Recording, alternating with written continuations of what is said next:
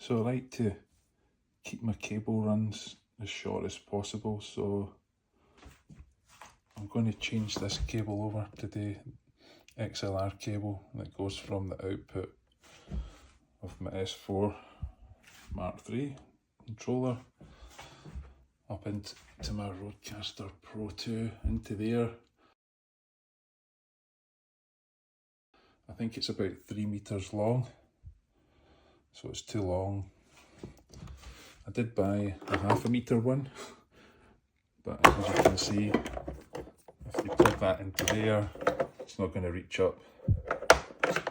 So I bought a 1 meter cable, so hopefully that'll plug into there and then plug into there, and it'll only be 1 meter rather than, I think this one's a 3 meter.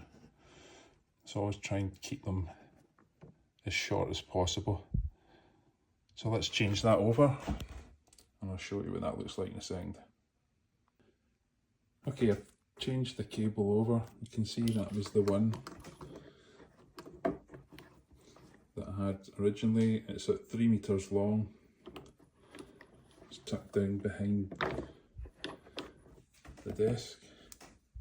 I swapped it over with a 1 meter one. So it goes from there up into the Rodecaster there. Much better. I can tuck that down there.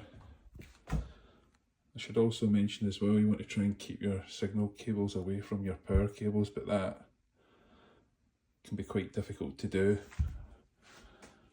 when you've got so many cables, and so many signal cables and so many power cables, but try and keep them away from each other or cross them over briefly.